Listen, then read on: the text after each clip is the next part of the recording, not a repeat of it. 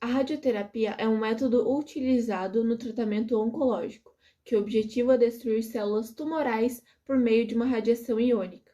Uma dose previamente calculada é aplicada durante certo tempo, no local onde o tumor encontra-se presente, visando eliminar todas as células neoplásticas, causando o menor dano possível às células adjacentes, sendo que essas últimas realizarão posteriormente a regeneração da área Para irradiada. concluirmos esse tema, vale lembrar que a radioatividade na medicina é muito importante para a sociedade, pois melhora a qualidade de vida dos pacientes, reduzindo tumores, hemorragias, dores e outros sintomas, proporcionando alívio aos pacientes.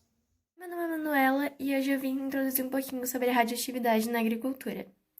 A radioatividade na agricultura vem sendo utilizada de vários jeitos, e um deles é na conservação dos alimentos. Então, alimentos como frutos do mar, legumes, frutas e etc. A irradiação desses alimentos faz com que a quantidade de bactérias e fungos diminua e que aumente o tempo de conservação dos alimentos. A multiplicação desses organismos é a principal causa para o apodrecimento desses alimentos. Continuidade ao assunto da radiação na agricultura e da conservação de alimentos, normalmente o alimento é irradiado por raios de gama e beta, e eles são elementos radioativos, principalmente o cobalto 60.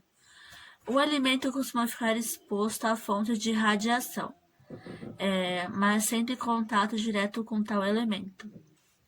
Além disso, essa radiação é controlada, então ela é bem controlada. Ou seja, acontece por um tempo prefixado e com objetivos bem determinados.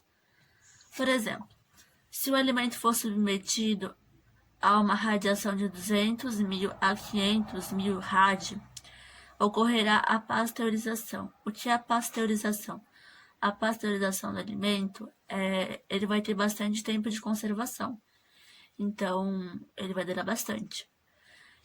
Ou seja, ele vai ter mais tempo de conservação. Mas, desde que seja guardado em embalagens especiais e em ambientes mais frios, mais baixos, né?